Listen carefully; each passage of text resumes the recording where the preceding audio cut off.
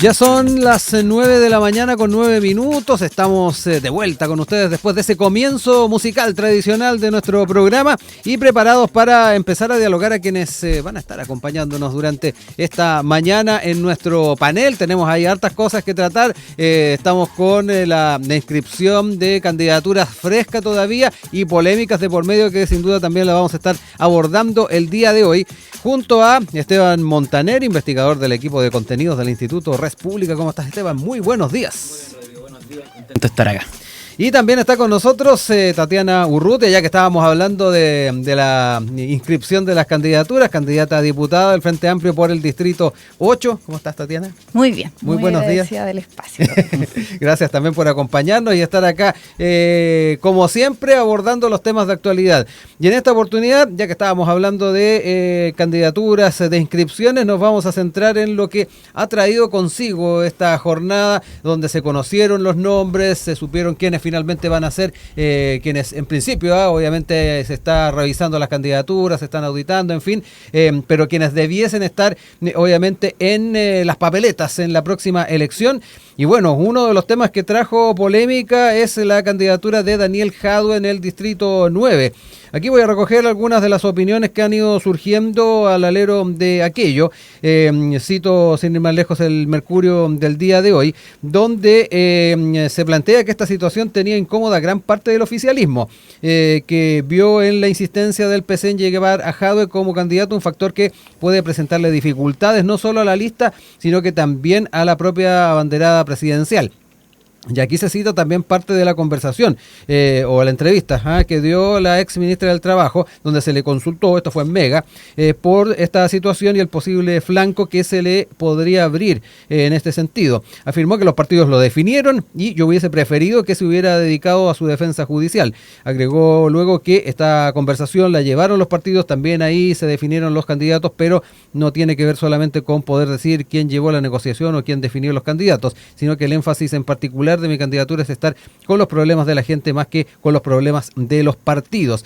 Esto además trajo consigo respuestas desde el PC.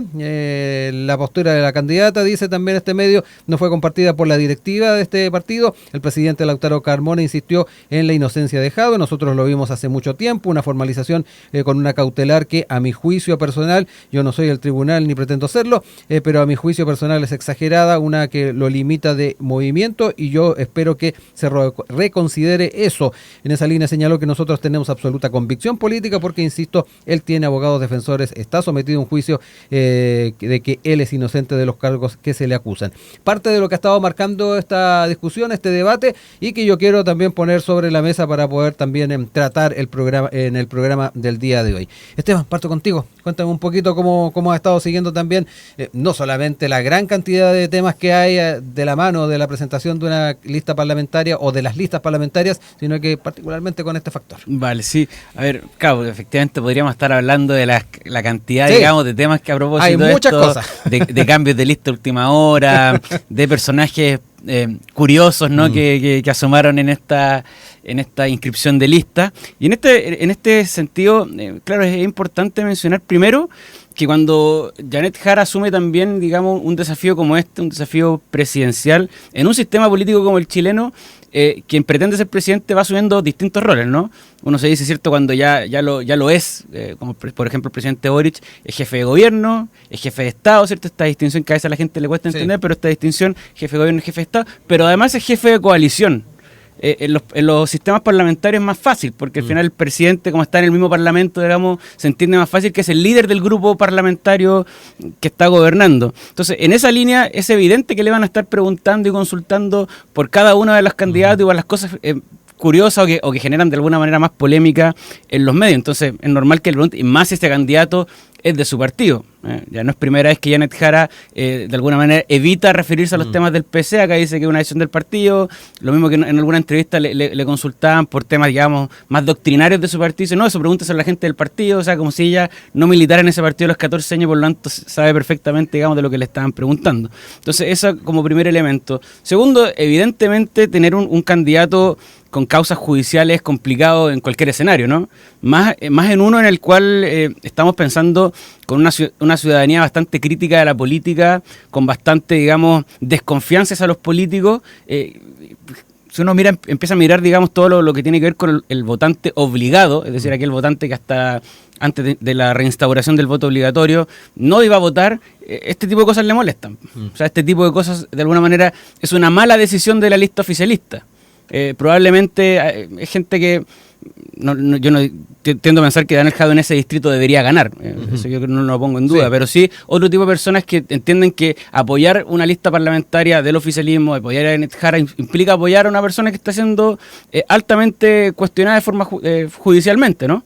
Entonces ahí yo creo que se genera un pequeño problema, ¿no? Que va a ser recurrente, además de esta ya, digamos, especie como de performance en que Janet Jara dice A, para que acto seguido Lautaro Carmona salga a decir Z.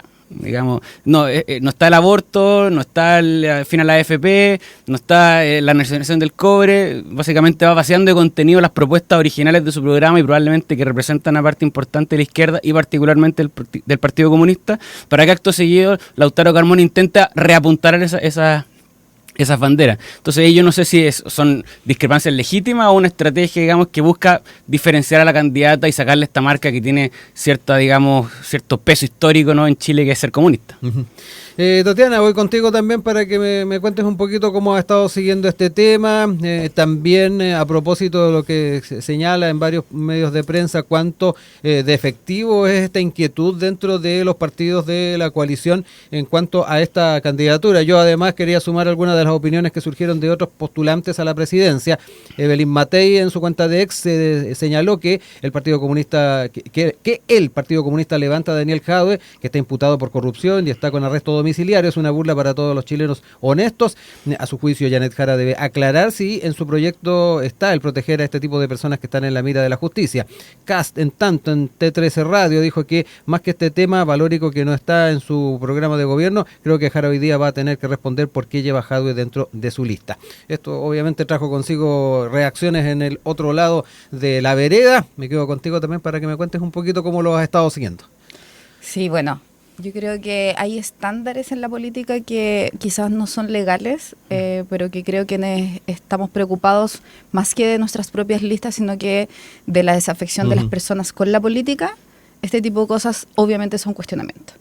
Yo creo que han habido procesos donde hay ciertas cosas como el estar formalizado han sido estándares mínimos, no estar formalizado, y creo que ahí hay y esto hablo solo por mí, creo que ahí hay una pregunta que hacerse, pero también considerando que las personas son inocentes hasta que se demuestre lo contrario. Como yo no quiero aquí ni acusar ni considerar que yo crea o no que Jadue tiene alguna responsabilidad de lo que se le imputa, sino que más bien que creo que hay el debe, la política en general tiene que hacerse esa pregunta. Yo por lo menos me la haría. Dicho eso, las candidaturas ya están. Creo que aquí nadie puede tirar la primera piedra. Escuchaba recién lo que decías de Kast. Venía leyendo que no me acuerdo cómo se llama, el hijo de Bombalet. Jean-Pierre Bombalet. Claro, Jean-Pierre Bombalet va por la lista que apoya a Kast. Sí, que apoya a Kast Distrito 10. Distrito 10, que apoya a Kast y Kaiser. Porque tiene una lista parlamentaria común. Sí, conjunta. Sí. Ya, entonces, y él fue condenado por porte de armas, persecución de armas vecinos y violencia. O sea, hay una cantidad de cosas que aquí ya son delitos comprobados. Y también yo me pregunto, pero no creo que sea un debate de que Kast, porque no sé si Kast revisó cada una de las postulaciones. Uno esperaría obviamente que siempre el liderazgo estuviera al tanto de todo, pero también sabemos cómo son estas cosas. Entonces podemos jugar mucho rato al revisemos para allá y para acá. Jadue efectivamente es un representante que ha hecho, o sea, todo el mundo lo conoce, ha hecho grandes cosas como las farmacias populares. Yo no quiero quitarle mérito a sus gestiones y de ser a la justicia. Yo creo que es un riesgo. Y creo que me preocupa mucho más lo que decíamos, como sobre cómo la política se mira cuando hay personas que están puestas en duda si el tribunal dijo que habían, como tenía hoy día, elementos suficientes para formalizarlo. Creo que ahí hay siempre que poner ojo. insisto, no voy a decir que él sea culpable, no, pero yo creo que hay una pregunta abierta. Y respecto, yo sé que no es el tema, pero que las diferencias, lo que decía recién, como sobre cosas que están en el programa o no. Yo ahí, yo por ejemplo, creo en el aborto libre. Y voy a seguir leyéndolo y mi partido lo va a seguir empujando, y no nos incomoda en este sentido que hoy día estemos hablando de los temas como centrales, aunque para nosotras evidentemente esto se enmarca en temas de salud, en temas de derechos de mujeres, etcétera, pero yo creo que está bien que pongamos en los programas cosas que nos unen. Eso no quiere decir que quienes, por ejemplo, postulamos al Congreso no vamos a ir a defender esta agenda. No quiere decir que los programas que tienen nuestros propios partidos vayan a dejar estas banderas de lado. Es una lucha que además no la venimos inventando nosotros, es una lucha de larga data de las mujeres en Chile. Entonces yo creo que es una falsa dicotomía decir que están en el programa. Yo entiendo, y todos sabemos cuando invitamos a la mesa a la democracia cristiana, que ellos no están a favor. Y la invitación fue con esa... sabiendo que ellos no les vamos a pedir a un partido que decline en algo que para ellos es importante en términos valóricos, así como nosotros no nos van a pedir que nosotros declinemos en esta lucha que para nosotros es importante. Entonces, pero somos aún así capaces de sentarnos en una mesa, construir un programa que deja hacia la discusión contingente. Hay que ver qué correlación de fuerzas va a tener el gobierno de la presidenta Jara para ver qué se impulsa. Este gobierno ha tenido que impulsar cosas que probablemente no estaban en su programa, y no ha podido impulsar cosas que sí estaban en su programa, porque la política depende, y aquí, respecto a lo que decía Kastler, el Congreso sí importa. Entonces, los que somos parlamentarios tendremos que responder si estamos o no a favor. La candidata hoy día tiene que representar una coalición bastante amplia, la más amplia que se presenta, y que obviamente ahora va a empezar a juntarse en las 28 ciudades que va a tener su gira por Chile, y ahí va a recoger un termómetro mucho más importante de la ciudadanía. Sí. Oye, Esteban, a propósito de lo que señalaba Tatiana, ponía ahí ejemplos también de candidaturas que desde la otra vereda, también bajo estos aleros, incluso con mayores merecimientos, tal vez no cumplirían esta prueba de la limpieza, por decirlo de alguna manera. ¿Esto también impele de alguna manera al mundo político a buscar alternativas, ya que hemos hablado tantas veces de cambios de sistema político, en fin, marcos de referencia a la hora de ir estableciendo cuáles son los factores para tener una candidatura y que efectivamente pueda quedar inscrita y sin ningún tipo de crítica de por medio? Sí. Una cosa respecto primero de los programas que tenemos en Chile también una cierta obsesión de mi punto de vista legalista, porque al final es una obligación legal que los candidatos al inscribir su candidatura inscriban un programa que probablemente lee gente, digamos, más politizada. Yo probablemente los voy a leer, pero bueno, en general no es el común de las personas, que además generan este tipo de problemas, ¿no? Entonces yo creo que ahí también, no sé si es tan sano necesariamente que haya una obligación legal de escribir un programa, pero bueno, eso ya es una opinión muy, muy personal. Y respecto a los candidatos, hay que tener cuidado, porque yo estoy de acuerdo que debiese existir, como dice Tatiana, un estándar más allá de lo legal, digamos, que se toma en consideración a la hora de inscribir una candidatura que, de alguna manera, si uno dice que va a estar representando, ¿no?, a un poder importante del Estado, de los tres poderes del Estado, requiere cierto estándar moral, digamos, de decir, oye, tú no estás siendo investigado, pero al mismo tiempo, si uno vamos, digamos, a lo que tiene que ver con la teoría del derecho penal, primero, los delitos tienen sanciones, y algunas de esas en algunos delitos, generalmente los más graves, implica la pérdida de derechos políticos. Si tú cometes, vámonos al más grave, si tú cometes un acto terrorista, pierdes el derecho a voto, ser candidato, a todo, digamos, porque justamente es atentar contra la sociedad. Otros delitos probablemente no tienen ese tipo de sanciones. Entonces, eso, digamos, porque tú hiciste un delito que no tiene ese tipo de sanción, me parece primero, digamos, que estamos agregando una sanción que no está en el tipo. Eso incluso podría ser inconstitucional. Y lo otro tiene que ver que es justamente esta zona gris, cuando una persona es imputada por un delito, luego formalizada, pero aún no ha sido condenada, uno podría decir, oye, el alcalde Jadwe hoy día está, por mucho que hayan antecedentes, y lo ha dicho así la fiscalía, el alcalde de Jadwe hoy día no es culpable de un delito. Entonces, evidentemente, si uno dice, si vamos a lo formal, puede ser candidato. Y además que luego uno diría, ya, oye, no lo lleven porque puede ser, digamos, condenado, pero si no lo es, y quizás asume el cargo y no es condenado y es considerado inocente.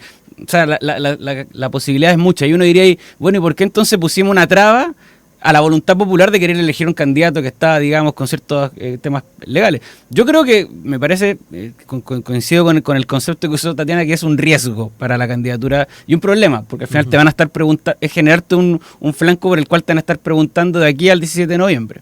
O sea, esto no va a parar. El alcalde Jadwe es demasiado conocido y es demasiado atractivo, digamos, hablar de él porque genera reacciones, genera polémica. Normalmente él tiende, digamos, a tener, digamos, en ese sentido, la incapacidad de quedarse callado, entonces probablemente en algún momento él va a hablar, ya sea por online, porque entiendo que está con arresto domiciliario todavía. Entonces, ese tipo de cosas hay que ir hablándolas con cuidado, porque también, digamos, vamos a otros países, Estados Unidos, con Trump, era lo mismo, y está procesado. Bueno, muchos analistas del Partido Demócrata incluso decían, está bien, está siendo procesado, pero no ha sido condenado. Entonces al final, ahí también cuando uno dice, yo creo en la voluntad popular de que las autoridades tienen que ser elegidas por voto popular, bueno, si la gente vota por alguien que está procesado y que luego sale inocente, qué felicidad. Ahora, si votan por alguien y luego es condenado, tendrán que existir quizás sanciones a posteriori que digan, oiga, ¿sabe qué? Dado que usted fue condenado a un delito que es incompatible con la función parlamentaria, bueno, tendrá que dejar el cargo y tendremos que ver cómo suplimos ese escaño. Sí. ¿Tatiana? No, creo que coincidimos. Efectivamente, aquí hay un términos legales que uno se inventa, como esto, o sea, el caso que te dije anterior. Si no, serían rechazados por el CERVEL simplemente. Claro. O bueno, si no, habrá que presentar en los programas modificaciones legales para cambiar esto desde la Constitución, porque son derechos constitucionales. Pero creo que la pregunta que nos hacemos desde la política es cuánto esto perjudica al proyecto grande. Y mi respuesta va a ser como que la justicia funcione, pero creo que la pregunta de la política es, dado la conciencia que tenemos quienes hacemos política, y es eso, y aplica para todos, no en particular con el caso de Jadwe, pero eso, creo que coincidimos en esto y que sabemos además que va a ser tema para pegar y claro, de lado y lado. Entonces, para todos. Y generarse un flanco de parte del oficialismo, digamos, o del Partido Comunista particularmente, que hayan insistido con el nombre, deja el flanco abierto ahí, tanto para los candidatos de ese distrito, ¿no?, como también para las presidenciales, o sea, va a estar permanentemente, porque además yo creo que el alcalde de Jadwe en algún momento va a hablar, si él tampoco, digamos, que contribuye mucho a que esto se le tire encima y pase un poco piola, digamos, entonces... Sí, y aprovecho de pasar el dato que está el diputado Andrés Giordano también en ese distrito, y el candidato Leonardo Jofre. Eso, yo creo que no, o sea, es una reflexión, creo que es importante que quienes estén muy necesitados de hablar esto, a lo mejor hagan propuestas en sus programas para ir al Congreso y modificar si es que hay alguna chance o quisieran cortar legalmente. Si no, la pregunta es política y creo que la respuesta, por lo menos con Esteban, coincide. Sí, no, y además también traía a colación el caso de Donald Trump en su momento. Pareciera que además es un tipo de situación que ha costado también asumir en otras realidades políticas, incluso muy distintas a la que tenemos nosotros. Claro, o sea, si uno habla del principio democrático, es decir, oye, la soberanía que reside en el pueblo y se expresa, ¿no?, en las elecciones al elegir un presidente y un congreso, bueno, si en ellos reside la soberanía, ¿por qué tú vas a estar limitando previamente porque hay un comportamiento, digamos, que te parece negativo? Que además es un riesgo, porque es abrir una puerta, digamos, a empezar a tipificar sobre la hora. Pasó esto, oye, hagamos que este tipo de delitos también pierdan, digamos, sus derechos políticos. Y vamos sumando, digamos, porque... digamos, nuestros políticos tampoco se han mostrado muy responsables al utilizar herramientas que son de última ratio. O sea, digamos, por ejemplo, con esto termino, las acusaciones constitucionales. O sea, cuando yo era niño, digamos, en los 90, no existían. En cambio, cuando yo estudié Derecho, la famosa era la ministra Yanna Proboste, luego la de Harald Beyer, digamos, que casi que fue, digamos, un ajuste de cuentas por la Yanna Proboste. Entonces en Derecho Constitucional te mencionaban estas. Hoy día los cabros, digamos, en la universidad, los que estudian Derecho acá en esta universidad o en otras, tienen para elegir, digamos, por la cantidad de cuestiones constitucionales, porque justamente era una herramienta que estaba concebida como la última forma de presión política. Hoy día digamos, y eso va también quitándole peso, o sea, cuestión constitucional, la prensa se paraba antes, hoy día es como, bueno, ya tienen los votos, no, ya listo, en fin. No, yo creo que lo único respecto a esta conversación también es cómo cuidamos diferenciar el sistema judicial con el sistema político.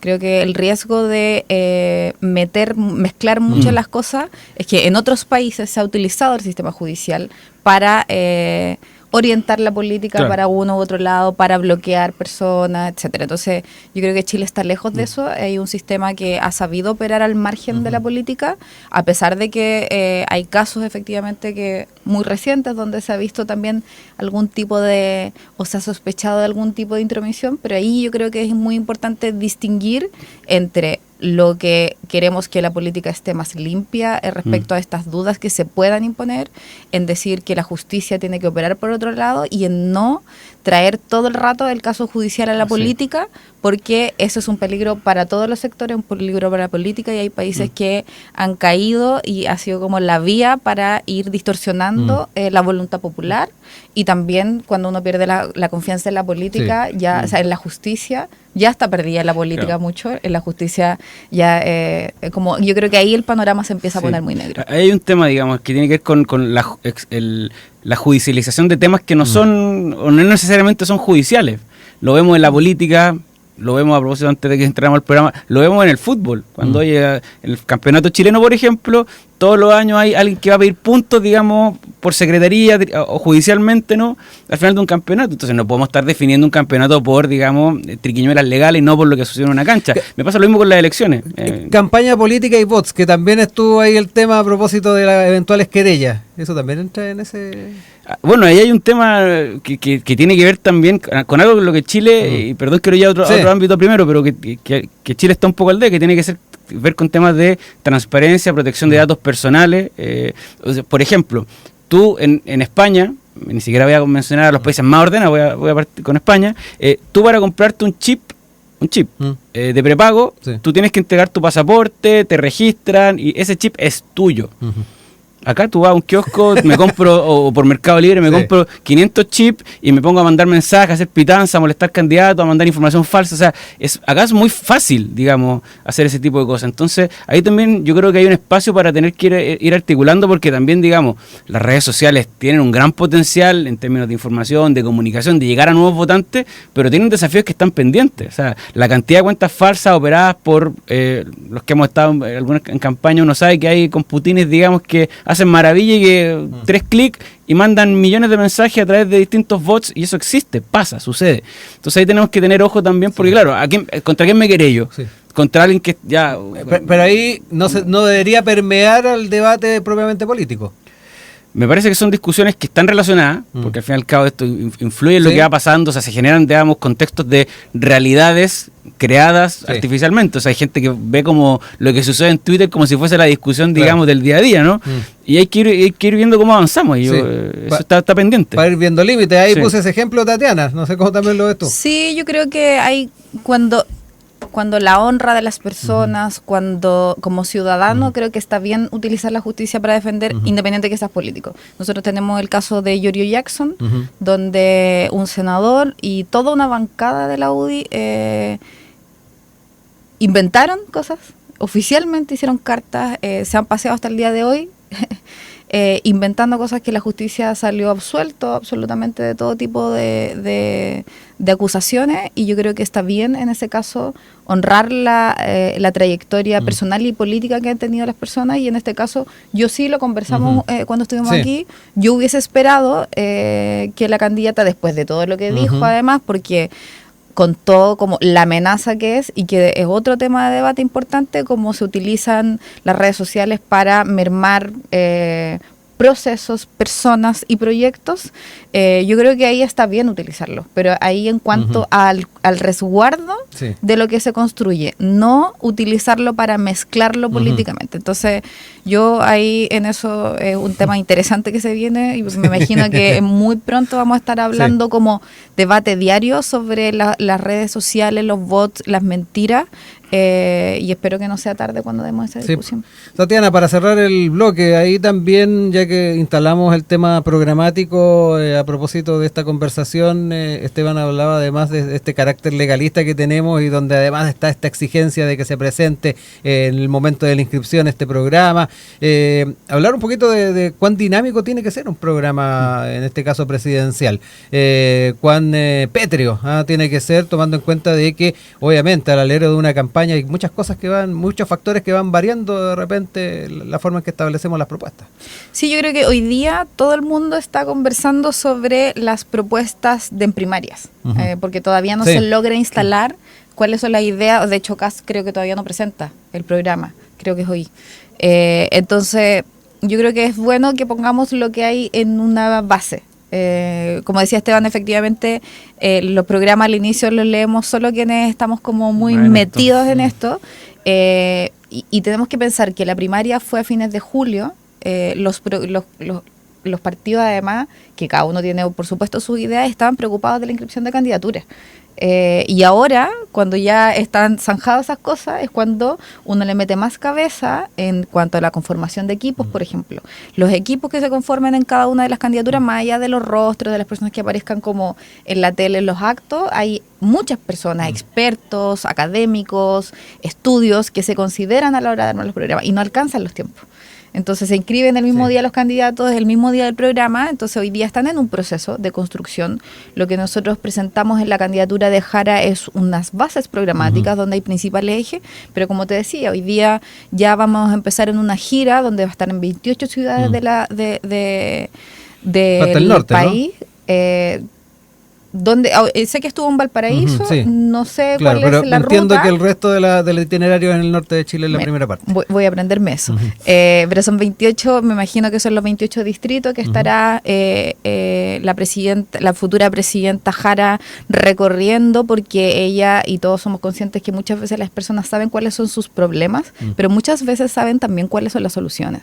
Entonces aquí hay un proceso participativo que hoy día se habla poco, pero que son súper relevantes para el progresismo. Al menos la participación es uno de los ejes fundamentales en muchas materias como medio ambiente y otros. Yo creo que después de una política que nos tuvo encerrados, la campaña pasada se hizo en pandemia, entonces costó mucho hacer espacios de construcción. Entonces hoy día volvemos a la calle y probablemente tengamos ajustes en el programa de acuerdo con lo que se escuche. Creo que hay algo que nosotros hemos definido también, tener una escucha activa frente a los problemas que hoy día los dolores de Chile. Creemos que tenemos un diagnóstico, tenemos propuestas de solución, pero por sobre todo nos interesa escuchar si esas propuestas hacen sintonía, cómo se puedan ajustar, cómo se puedan amoldar, y tenemos un camino hasta noviembre. En general el último mes, cuando ya se refuerzan mucho más las campañas, el último mes ya cuando empiezan las franjas televisivas, probablemente ahí es cuando se van a lanzar como las cosas ya más puntuales. Esperamos, claramente los ejes de nuestra candidata son la salud, la vivienda, el trabajo, la educación, por cierto, siempre va a ser un tema prioritario. Desde el lanzamiento del programa también hay una preocupación por la salud, por la educación también primaria, por la seguridad en la educación. Entonces creo que todavía hay paño por cortar. ¿Esteban? ¿Algo que querías apuntar? Sí, antes de que nos vayamos a la pausa, me imagino. No, que tiene que ver también con cuando uno va desarrollando los programas. Evidentemente, una cosa es la campaña y otra cosa es gobernar. En general, los programas siempre son mucho más ambiciosos de lo que probablemente la realidad te permite. Recordemos que, por ejemplo, o que el Congreso te permite, por supuesto, sí, ese es otro debate, efectivamente. Recordemos que, por ejemplo, si uno lee el programa del presidente Piñera en 2, era un programa de 8 años. Digamos, intentar sentar las bases, estar un gobierno que se replicara, ¿no? Que tuviera sucesión. Entonces, la realidad al final te va diciendo otra cosa, digamos, que es importante. Y lo otro tiene que ver con cuando tú haces un programa.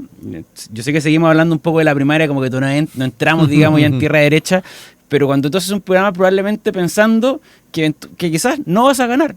O sea, recordemos que Janet Jara salta de forma, digamos, impresionante. O sea, la capacidad de su campaña fue impresionante en términos de saltar de Carolina Toá marcaba, no sé, 10, ella marcaba 1 y de repente 2 semanas la superó y eso no se movió nunca más. Es un poco lo que pasó también en la campaña del 2021 con Kast en primera vuelta. O sea, probablemente a cualquier estratega más o menos con los pies en la tierra, digamos, consciente de la realidad de cuáles son los temas que te pueden generar mal, probablemente no habrían incluido cosas que sacó para la segunda vuelta, que tenían que ver con el Ministerio de la Mujer, con medio ambiente, digamos. Con perseguir a la gente de izquierda. Por ejemplo. Entonces, digamos, no, efectivamente hay cosas así que se hacen justamente cuando tú dices, mira, sabes que esto es una declaración de principio, acá lo que yo necesito es dar visibilidad, como probablemente lo va a hacer el señor Kaiser, ¿no? Que voy a disparar con ventilador porque no tengo ninguna responsabilidad de tener que hacerme cargo, ni ni buscar ampliar mi base de votos, ¿no? Entonces yo creo que ella también, con ese programa de primarias que fue muy PC, digamos, le pasó la cuenta, digamos, hoy agarré vuelo, gané, y bueno, ahora me tengo que hacer cargo de lo que dije, quizás pensando que no iba a ganar. Ya son las 9:43. Retomamos nuestro panel del día de hoy con Tatiana Urrutia, candidata a diputada del Frente Amplio por el Distrito 8, también con Esteban Montaner, investigador del equipo de contenidos del Instituto Res Pública. Seguimos con nuestros temas propuestos el día de hoy y nos queremos quedar un poquito con el tema de los apoyos, las coaliciones y las señales que surgen de ciertos liderazgos. Me quiero quedar con parte de lo que surgió al alero de un programa de radio cooperativa, ya el primer café de esta radio, donde dentro de las invitadas estaba la vicepresidenta de Demócratas, Marcela Labraña, que señaló que es posible construir un futuro de diálogo y paz junto a la candidata presidencial de Chile Vamos, Evelyn Matei, pero que dicha opción se cierra completamente con un eventual gobierno del abanderado republicano José Antonio Kast. Argumentó que la decisión de su partido se debe a que la política es compleja, pero uno tiene que ocupar la cabeza y el sentido común. Para nosotros no fue fácil estar con Evelyn Matei, impensado apoyar a Kast, pero si ponemos a Chile en el centro, puesto que somos el centro. Es parte de lo que señaló. También dijo que ella salió de la Universidad Católica, en su tiempo fui demócrata cristiana y siempre estuve en la vereda del frente de los gremialistas, pero Chile también cambió. Este es otro Chile y uno también tiene que aprender a dar diálogo y creemos que Evelyn Matei puede dar una mejor situación a la gente, a la ciudadanía. Es parte de lo que planteó y aquí quiero aprovechar estas declaraciones para hablar de estos escenarios futuros que se pueden ir configurando con por ejemplo, José Antonio Kast en una segunda vuelta, obviamente como candidato, y cuáles van a ser las señales que puedan dar liderazgos o partidos como este caso Demócratas o Evópoli, que hay algunos también, hay miradas que son bastante críticas en la forma de hacer política de José Antonio Kast. Si efectivamente se van a honrar esas miradas un poco más críticas o, como ha pasado en otras oportunidades, se va a sumar a lo que es una candidatura de segunda vuelta. Me interesa hablar un poquito de eso, porque me da la impresión de que en algún momento, si se van dando al menos las proyecciones que hay en las encuestas, es un escenario bastante cierto y donde van a tener que de alguna manera marcar algún tipo de posición estos liderazgos. Tatiana, parto contigo ahora. Bueno, yo creo que hoy día la derecha está en esa reflexión, porque efectivamente podemos decir ya, la candidatura de Jara es una candidatura de izquierda, de un partido de izquierda, pero también ha sido una persona que ha demostrado en términos prácticos que es capaz de ir mucho más allá de sus convicciones personales. Que se pone a la cabeza de un colectivo mucho más amplio, como es, por ejemplo, ser ministra del Trabajo, y impulsar leyes que son muy desde una agenda de izquierda, como las 40 horas, el sueldo mínimo, etcétera, pero que también es capaz de llegar a acuerdos transversales, por ejemplo, con el sistema de pensiones, donde ahí hay un debate donde todos tuvimos que ceder muchísimo, pero ella ha demostrado con hechos concretos que es capaz de avanzar con una mirada que aborde mucho más y que avanzar en temas concretos. Yo desconozco si Kast, porque solo fue diputado muchísimos años, no conocemos hoy día en términos concretos, más allá que se ha guardado bastante cosas que a lo mejor antes era mucho más fácil de decir cuando, como decía Esteban, tenía menos responsabilidad.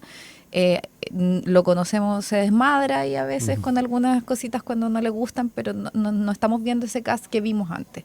Yo tengo legítimas preocupaciones y tenemos legítimas preocupaciones cuando hablamos de la ultraderecha, es porque representan a la ultraderecha, van a encuentros internacionales donde se asusan la política en contra de otros.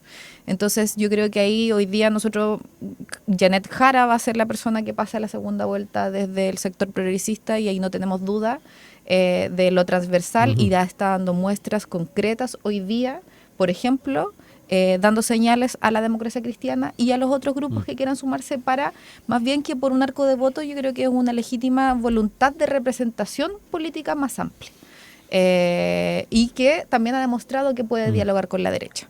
Por ejemplo, tenemos en el caso yo tengo dudas aquí, por ejemplo, me tocó ver de cerca el proceso de la Comisión por la Paz y el Entendimiento, donde una senadora que fue del Partido Republicano, hoy día dice que ella jamás votaría por Kast.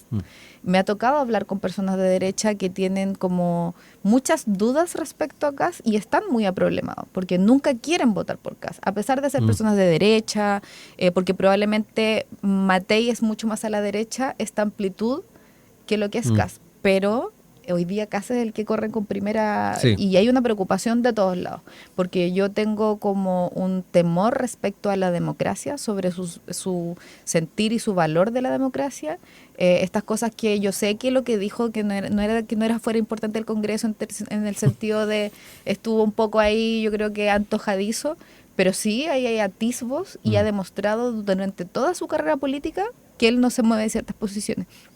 Y es complejo pensar que podría gobernar el país alguien que no se mueve de sus posiciones. Esteban, también cuéntame un poquito tu mirada. Solo como, y sobre demócratas, tenemos que ver también que aquí la ex senadora Rincón decía que ya no era de derecha, por ejemplo, en la campaña del apruebo, y hoy día está a mano derecha de la candidata de la derecha. Claro, pero ella ha estado del lado de la derecha desde el 2020, pero no así todos los demócratas. Chaín, que fue creo uno de los que se fue, en cuanto ahora entendió que era a cruzar la vereda de la derecha, renuncia. Cruzar el Rubicón, como se dice. Creo que también hay fenómenos importantes de mirar. Sí, a ver, yo creo que tanto como hay mucha gente de izquierda, ¿no?, que tiene este temor respecto de Kast, yo creo que al mismo tiempo hay mucha gente que tiene el temor, digamos, legítimo también, de que una candidata comunista, como es el Partido Comunista Chileno, llega a gobernar este país. Yo sé que van a insistir diciendo que el PC en Chile tiene garantías democráticas. La candidata Jara ha demostrado con eso. Bueno, yo tampoco conozco hechos del candidato Kast que digan, oye, ¿sabes qué? Es un fascista, como le han dicho. Entonces yo creo que ahí también tenemos que tener cuidado con ese tipo de declaraciones. Y respecto del tema concreto, ¿no?, tiene que ver también con esta discusión, como decía Tatiana, ¿no?, de cómo se va la misma derecha o la centro derecha, así que vamos a hacer la distinción entre Chile Vamos y republicano, definiendo a dónde va a ir a buscar los votos. Evidentemente, parte importante de la candidatura Matei ha decidido que tiene que ser al centro, ha decidido que tiene que ser mirando más hacia demócratas, algunos demócratas cristianos que probablemente no están de acuerdo con que Janet Jara sea la candidata del partido, sino cierto hacia el centro. Y tenemos otras visiones, en esa misma nota, ¿no?, que tú comentabas, Eduardo Cretón, vicepresidente de la UDI, él decía, esto yo lo he conversado con él, ¿no?, que aquí hay que mirar no a republicanos como un adversario, sino como, digamos, hoy día estamos enfrentados a una primera vuelta, pero que en la segunda vuelta, digamos, no hay tantas diferencias, ¿no? Un aliado natural, decía. Un aliado natural, efectivamente. Entonces, esa va a ser una discusión primero, a ver si es que efectivamente resulta, al menos por la encuesta parece que no está resultando, que los votos en el centro no están, y que por lo tanto este mundo de centro que creció un poco al alero del rechazo, con Christian Barkin y Amarillo y todo esto, y que tratan de adjudicarse que por eso se llegó a un porcentaje tan alto, quizás no era tal, sino que eso responde a otro tipo de razones de un votante obligado que votó en contra del texto constitucional, no porque fuese de centro, sino que probablemente demasiada innovación no le gustó, era un votante más conservador en términos no ideológicos, sino conservador en términos de que los cambios quizás más radicales no le gustaban, etcétera. Entonces ahí tenemos un elemento importante. Y vamos a ver probablemente que yo creo que esto va a permitir sincerar posiciones también. Es decir, si llega a pasar a segunda vuelta, hoy día lo más evidente sería José Antonio Kast y Janet Jara, ¿quiénes van a dar su apoyo desde el día 1 y van a buscar, digamos, derrotar a la candidata Jara? ¿Y quiénes van a decir, sabe qué? El proyecto de Kast no me convoca y probablemente voy a mantener todo el esfuerzo que hice por Elías Matei, no lo voy a replicar con José Antonio Kast, que probablemente el caso de Evópolis, su presidente ya lo dijo, ¿no?, que le dolería la guata, digamos, gobernar con Kast. Tiendo a pensar que personas como Ignacio Briones, como Hernán Larraín Mate, seguramente van a estar en ese grupo que se van a restar de eso y probablemente van a ser cómplices pasivos de que gane Janet Jara. Entonces, de que eventualmente gane Janet Jara. Entonces ahí yo creo que eso va a permitir también sincerar posiciones en la derecha. Yo creo que acá la centro-derecha y la derecha están en un proceso de rearticulación, o sea, también pasa, uno mira, si tú le preguntas a un ciudadano común y corriente, piensa que Chile Vamos a un partido, hay 3, pero justamente hay una indiferenciación también hoy día dentro que va a tener que en algún momento decir, oye, efectivamente vamos para acá, vamos para allá, pero que hoy día también tiene muy complicados esos partidos, particularmente, digamos, quienes son parlamentarios, del ala, si se quiere, más de derecha de Chile Vamos, pero que bueno, no son candidatos republicanos, por ende no van a salir con Kast, que es hoy día el mejor aspectado en la foto, y que probablemente eso pueda mermar también su foto, digamos. Sí. Nos quedan 8 minutos. ¿Cerramos algunas ideas, Tatiana? No, yo creo que voy a retomar. Yo creo que, claro, efectivamente no hemos visto acá en nada, no vimos proyectos. Oye, esto es para que no piensen que pensamos igual, como el primer bloque. Como no vimos proyectos concretos, vimos más viajes que proyectos que presentó en la Cámara. Entonces, cuando yo hablo de cosas concretas, comprendo cuando se trata de poner en paralelo, pero aquí hay un hecho concreto. Sabemos que la reforma de pensiones también le dio una vida más larga a las AFP, y es algo que para nosotros no estamos de acuerdo con el negocio de la AFP. Como más allá de la institución mismo, no estamos de acuerdo cómo han lucrado, y no estamos de acuerdo con el sistema en sí, que profundiza la desigualdad y la injusticia respecto a las pensiones. Y es algo que hoy día se logró como aplacar en cuanto a la miseria de las pensiones, pero hay un sistema que permanece y que se agudiza. Y estuvimos a la cabeza, y ella estuvo a la cabeza de impulsar eso, porque era la manera de lograr que las personas pudieran aumentar sus pensiones rápidamente, y no que fuera un tema político de hace 15 años y siguiera arrastrándose. Entonces, yo creo que son cosas muy concretas que han demostrado con hechos que cuando hay al frente un interés para que las personas vivan mejor, se da el pie adelante. Yo no tengo ninguna prueba, y tampoco desde el Partido Republicano. A mí me tocó convivir con muchos de ellos en la Convención Constitucional, y no hubo nunca una voluntad de escribir una constitución conjunta. Hay ciertas personas de la UDI, de Bópoli, que efectivamente estuvieron preocupados, pero eran muy poquitos. No se pudo hacer eso. Las personas que hoy día representan al Partido Republicano y que estuvieron en ese proceso, llegaron desde el día 1 a torpedear el sistema. No hubo ninguna posibilidad de llegar a un acuerdo. Eran como propuestas absurdas, como entregar un cheque a la familia para que cada uno eligiera como dónde pagar el colegio. Como... Eso se llama voucher y se hace en Suecia, por ejemplo. Digamos. Claro, pero no sé, digamos, pero no estamos en Suecia. No parece tan ridículo. Pero no estamos en Suecia. Crear Entonces, consejos de ancianos para entregar tierra, no sé, ese tipo de cosas me parecen un poquito más claro, absurdas. son profundamente chilenas, porque en Chile viven culturas antes que llegaran los españoles. Pero bueno, yo creo que son cosas de ese tipo donde no había ninguna posibilidad de querer encontrarse. Entonces yo tengo dudas de que republicano sea un camino. Esto de cómplices pasivos me parece como bien complejo, porque es algo que se utiliza para los cómplices pasivos de la dictadura, donde hay un asesinato. Se suena a ver, digamos, el concepto claro, más amplio. pero digo, como todos entendemos hacia dónde vamos, y yo creo que va a haber estamos preparados para enfrentar una campaña anticomunista. Yo voy a ser candidata, sé que me van a decir comunista. Nosotros tenemos ideas claras, vamos a ir a reforzar, a sacar la discusión política de la política, y creo que hay cosas interesantes que están pasando. Por ejemplo, en este momento estaba mirando justamente, en este momento está presentándose un informe donde participaron los centros de estudios de distintos lugares, como sobre la migración.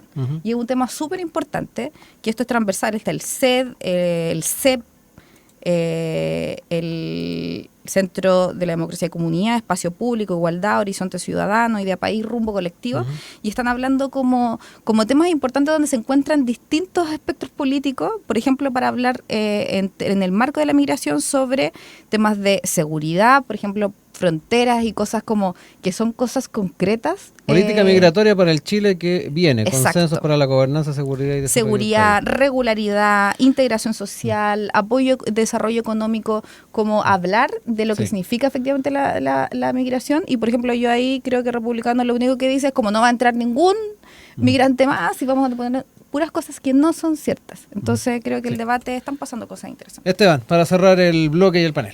No, a ver, yo creo que una de las gracias que tiene que esta elección termine al final probablemente una segunda vuelta enfrentando a Janet Jara y a José Antonio Kast, es que también, digamos, primero, la parte, digamos, más lúdica, vamos a ver un enfrentamiento probablemente de propuestas muy contradictorias. Entonces eso también yo creo que nos va a dar mucho para comentar. Pero además también, insisto, yo creo que este tipo de cosas sirven para sincerar posiciones. yo creo que sacar a la cancha, digamos, y eso no lo veo mal, digamos, el debate que hemos tenido acá también en este segundo bloque, que tiene que ver con presentar posiciones distintas, yo creo, y más allá, digamos, de los temores, digamos, que hemos manifestado ambos acá respecto al candidato contrario, yo creo que también espero que al menos los candidatos, uno no le puede pedir al todo espectro político que no caricaturice esta elección, pero al menos que los candidatos tengan debates reales, serios, respecto de propuestas. Yo creo que acá se juegan dos modelos de país muy distintos. Incluso si equiparáramos a José Antonio Kast con Evelyn Matei, yo creo que hay otros matices, pero al menos en términos de modelo de desarrollo y otro tipo de cosas son más similares que distintos. De ahí que no entiendo, digamos, a veces la incona de la candidata Matei con Kast. Pero yo creo que eso va a ser muy, muy interesante, que vamos también a entender, oye, vamos a querer un modelo de desarrollo A o B, un modelo migratorio, digamos, que otro de los temas prioritarios. ¿Qué vamos a hacer con temas de salud, temas de seguridad, que son al final las claves de la elección, y que probablemente algunos temas probablemente más valóricos van a quedar de lado, porque no son la discusión del aborto, que yo entiendo que para el Frente Amplio es importante, no vaya a estar en el programa, porque estratégicamente para la candidata Jara yo creo que no le suma tanto como en otras ocasiones. Lo mismo el candidato Kast, no lo hemos escuchado hablar también de los temas, digamos, de aborto, más allá que la gente conoce su postura y la de su partido. Entonces eso va a estar interesante, a ver que también saquemos a la pizarra cuáles son las ideas que se pretenden implementar en los próximos 4 años. Tatiana Urrutia, Esteban Montaner han estado con nosotros en el panel del día de hoy. Muchas gracias. Nos reencontramos a futuro. Tenemos harto que conversar de aquí a las elecciones al menos. Así se que vienen cositas. estamos acá atentos. Un abrazo. Muchas gracias. Chao, muchas gracias.